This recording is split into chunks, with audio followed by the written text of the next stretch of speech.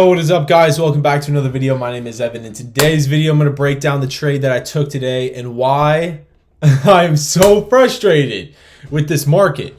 And I'm just going to explain to you guys exactly what happened. So as you can see, we have QQQ pulled up. We had a massive downtrend going into the day. So immediately right off the bat, I'm looking for puts, right? I'm looking for a continuation to the downside, but I'm looking for a good entry to be able to maximize my profit. I'm not looking for a reversal here. Unless, we ended up consolidating and actually forming an uptrend, I was not looking for any upside whatsoever. So as you can see, huge move down here. We'll zoom in. As you guys know, the red arrows are my entries. The purple arrow is my exit. So as you can see on the day, I went ahead, I marked out this 388.65 level. Why did I mark that level out? Because yesterday we had multiple touches at that level for support. So I thought if we could break below 388.65, we could see some more downside for sure. We ended up going into the day.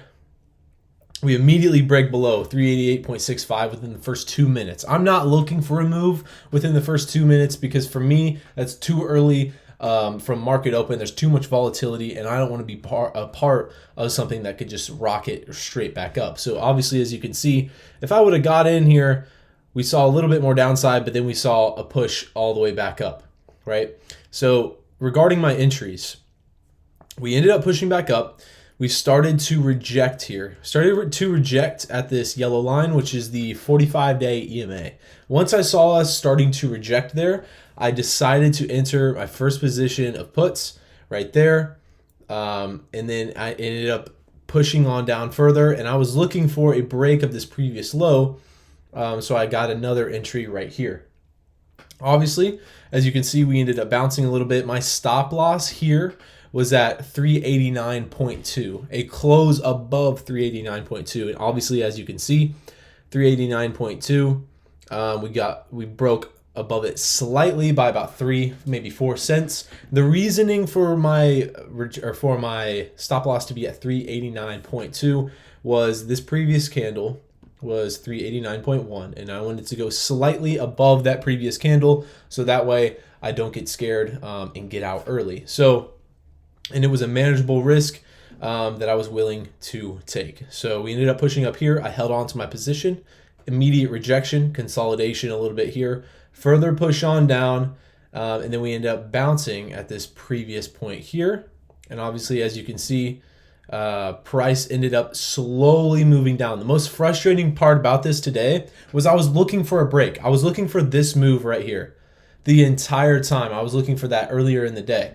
And as you can see, we had 1 bounce in that area, 2 bounces in that area, and we kept making lower highs. And I was not in the negative, right? I was always in profit this entire time. So I was perfectly fine with holding it until we began to come up here.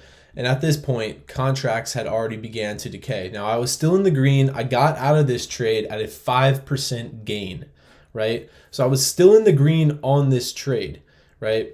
But I didn't hold as long as I should have.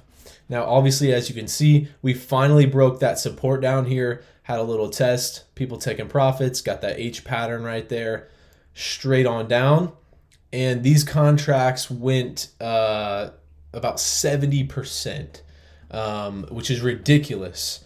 To put into perspective, as you can see this contract right over here, I purchased my contracts at 93 cents, and they are now at $1.42, and they were at about $1.60.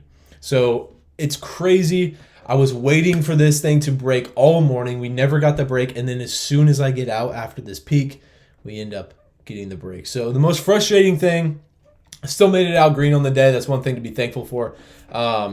But yeah, overall, that was my trading plan today. I was looking for some downside there. Ended up entering 2 positions, sold for a 5% gain.